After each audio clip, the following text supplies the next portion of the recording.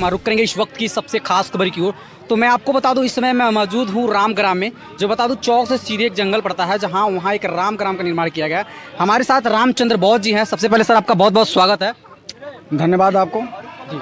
तो यहाँ रामग्राम जो यहाँ पर स्थापना हुआ है, यहाँ पर जो आज बुद्ध पूर्णिमा जो है यहाँ पर, तो जिस तरीके से मेला लगा इसके बारे में आप कुछ बताएं।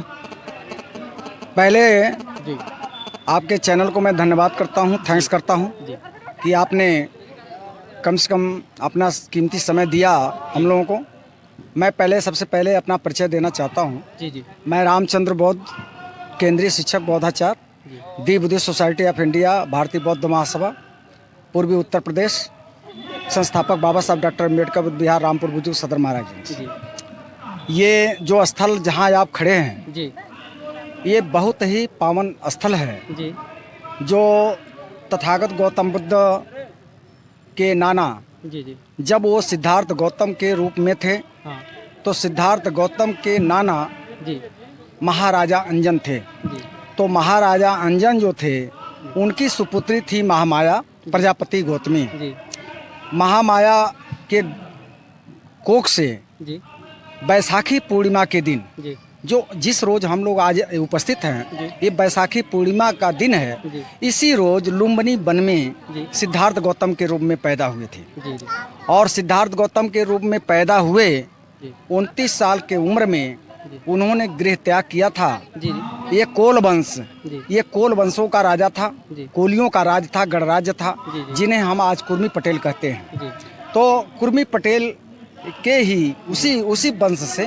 महामाया थी, प्रजापति गौतमी थी, जिनकी कोख से सिद्धार्थ गौतम पैदा हुए थे। जी। और उनके पिता थे, महामाया के पिता थे महाराजा अंजन, जिनके नाम पर महाराजगंज जिले का नाम पड़ा हुआ है, महाराजगंज। जी तो ये जो बैसाखी पूर्णिमा के दिन ही लुम्बिनी वन में पैदा हुए, जी और बैसाखी पूर्णिमा के दिन ही बोध गया में, जी जी बिहार प्रदेश में बोध गया है, कभी आप जाएंगे जी जी। तो बोध गया में ही इनको बुद्धत्व प्राप्त हुआ था, जी। ज्ञान प्राप्त हुआ था। तो ये सिद्धार्थ गौतम से बुद्ध हुए थे 35 साल की उम्र जी में। जी। जब 35 साल की उम्र में जिस रोज उन्हें बुद्धत्व प्राप्त हुआ था, जी। वो भी बैसाखी पूर्णिमा ही था। जी जी और बैसाखी पूर्णिमा के दिन ही जी। कुशीनारा में, जी। जो कुशीनगर के नाम से जाना जाता है, जी। उस समय इतिहास में कुशीनारा के नाम से जाना जाता था। मल्ल और चनौओं का गणराज्य था, यानी जो कोल वंश का ही वो लोग हैं, जी। जो मल्ल है, चनऊ है, जी जी। कई विभिन्न सैथवार है, ये सभी जातियां जो है जी जी उसी जात में आती हैं, कोल वंश में। जी। तो उन लोगों का वहाँ मल्लों की गणराज हुआ करता था। वहाँ तथागत गौतम बुद्ध ने अपने शरीर को महापरिनिर्वाण को प्राप्त हुए थे, वो भी बैसाखी पूर्णिमा का ही दिन था। जी जी इसलिए आज का दिन जो है बहुत ही महत्वपूर्ण दिन है, जी क्योंकि बैसाखी पूर्णिमा का इसीलिए हम त्रिविधि पावन पूर्णिमा के नाम से जाना जाता है। यानी इसी रोज बैसाखी पूर्णिमा के दिन ही लुम्बिनी वन में सिद्धार्थ गौतम के रूप में पैदा होना, और बैसाखी पूर्णिमा के दिन ही आपके बोध गया में बुद्धत्व को प्राप्त होना, सिद्धार्थ गौतम से बुद्ध होना, और बैसाखी पूर्णिमा के दिन ही कुशीनगर में महापरिनिर्वाण होना। तो 3 डेट जो है एक दिन ही ये होता है। तो इसीलिए हम इसे बुद्ध पूर्णिमा करते हैं। जी और जब उनके शरीर को जलाया गया, जी जी भगवान बुद्ध के जब शरीर को जलाया गया, तो वहाँ राजाओं ने आपस में विवाद कर दिया। जी तो जब विवाद कर दिया तो वहाँ जो है उस विवाद को सुलझाया गया, और उसको जो है 8 भागों में, जी जी 8 भागों में उस भस्मी को, जी जी जो भगवान बुद्ध के जले हुए हड्डी थी, जी जी। उसको 8 भागों में बांटा गया। जी तो जो 8 भाग बांटा गया, उसमें का एक भाग जी कोलियों को, जी जी। जो कोलियों का गणराज्य था, जी जी। वो मिला, वो यही है। जी। यही ला करके ये स्तूप बगल में दिखाई दे रहा है आपका। मैं कैमरा में से चाहूँगा कि ये भी यहाँ जो ये स्तूप है, यहाँ पर जो मिला है, इनका कहने का मतलब ये है कि जो भगवान जो बुद्ध थे, जो उनका शव जलाया गया था, उनको जो है उन शरीर को 1/8 भागों में जो है बांटा गया था, जिसमें 1/8 को 8वां भाग जो था वो यहाँ पर प्राप्त हुई थी। मैं कैमरा में से चाहूँगा कि यहाँ पर दिखाएंगे, यहाँ पर जो है स्तूप यहाँ पर मिला है, और यहाँ पर पाली भाषा में कुछ लिखा हुआ, मैं कैमरा मैन से चाहूँगा कि इसको दिखाएंगे। तो शायद आप समझ गए होंगे कि ये क्या कहना चाहते हैं। और यहाँ पर मैं सबसे पहले मैं आपसे ये जानना चाहता हूँ कि यहाँ पर जो महाराजगंज के जो डीएम है सत्येंद्र कुमार, यहाँ पर आए भी थे? जी जी, डीएम साहब को हम थैंक्स करते हैं, धन्यवाद करते हैं जी जी कि उन्होंने काफ़ी पहल किया है जी और उनके पहल का नतीजा है कि आज यहाँ सर सफाई हुआ और यहाँ बैठने की व्यवस्था हुई, परिक्रमा की व्यवस्था हुई और ये रास्ते का व्यवस्था जो हुआ। अच्छा, डीएम जो थे वो किस दिन आए थे, आप ये बताइए।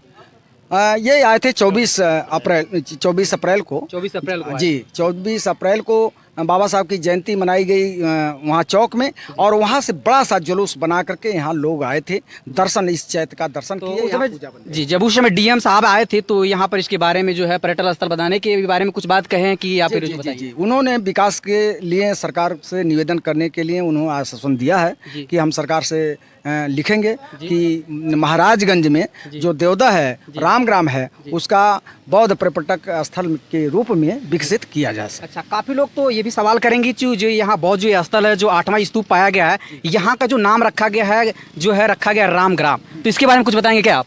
ये रामग्राम जो है ये पहले से था या फिर अभी जो है इसको रखा गया? इधर नहीं, बहुत पहले से है। जी, जी। और रामग्राम जो है ये पहले का है, आज का नाम नहीं है और जो आप सेंस लगा रहे हैं वो चीज़ नहीं है। हाँ, और ये रामग्राम पहले से है। जी। तो डीएम साहब तो अभी कुछ मतलब कह रहे हैं, ये मांग किए हैं कि यहाँ पर जितना भी मतलब, तो उसके बारे में कहें। ठीक, तो आश्वासन दिए हैं और फिर माननीय सांसद जी यहाँ जो वित्त मंत्री हैं, राज्य मंत्री हैं, उन्होंने भी इसको सदन में उठाया था, पार्लियामेंट में उठाया था, जिसका नतीजा और विकास के लिए उन्होंने उठाया था, उसका रिजल्ट अब आ रहा है। जी जी, तो बहुत बहुत धन्यवाद। तो आप देख रहे हैं, तो अभी हम थे, आपको मैंने पहले भी बताया था कि जो है चौक के पास में एक जंगल है जहां रामग्राम के नाम से जाना जाता है और आज जो है बुद्ध पूर्णिमा है। हम यहां पर रामग्राम में उपस्थित, हमारे साथ अभी एक यहां के कार्यकर्ता भी थे, उन्होंने बताया था इसके बारे में, जो कि भगवान बुद्ध थे जिनको 100 को जलाया गया था, उनको 1/8 भागों में बांटा गया था, जिसका 8वां भाग जो हिस्सा था उसको यहाँ पर प्राप्ति गई थी। यहाँ पर तमाम लोग हैं, आज बुद्ध पूर्णिमा का दिन था, यहाँ पर मेला का आयोजन भी किया गया था, काफ़ी लोग यहाँ पर आ रहे हैं और यहाँ पर अपना जो भी है अगरबत्ती कपूर जो भी है जला रहे हैं और यहाँ सभी लोग यहाँ पर आ रहे हैं। कैमरामैन से चाहूंगा दिखाएंगे, काफी जो है यहाँ पर भीड़ भी है। और हाँ जी, बताइए क्या कहना चाहेंगे? एक चीज़ और कहना चाहेंगे जी। कि जो तथागत गौतम बुद्ध के भस्मी को 8 भाग बांटा गया था, तो 8 भागों में 7 भागों में से अशोक सम्राट ने, जो सम्राट थे अशोक, जो अखंड भारत के राजा हुआ करते थे, उन्होंने सभी में से भस्मी से निकाल करके 84,000 स्कंदों का निर्माण कराया था। लेकिन यही एक ऐसा है जहाँ ये इतनी सुरक्षा थी कि यहाँ से वो नहीं निकाले और यहाँ कहे कि ये सुरक्षित जगह है, इसको नहीं निकाला जा सकता। और यह आज भी पूर्ण भारत के राजा हुआ करते थे, उन्होंने सभी में से भस्मी से निकाल करके 84,000 स्कंदों का निर्माण कराया था।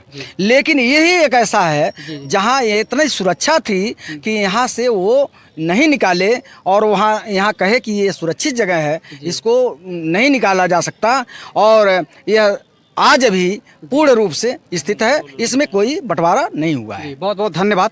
तो इन्होंने बताया रामग्राम के बारे में, मैंने आपको पहले ही बता दिया और इसके बारे में मैंने आपको बता भी दिया पूरा डिटेल।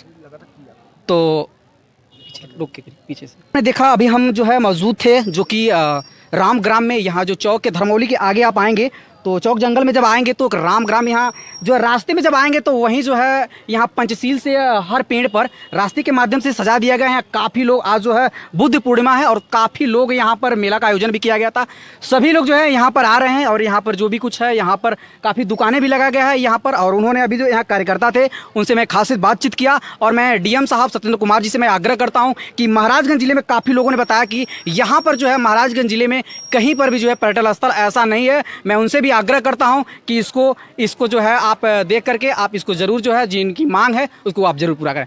देखते रहे, कैमरामैन मंजीत कुमार के साथ संदीप कुमार।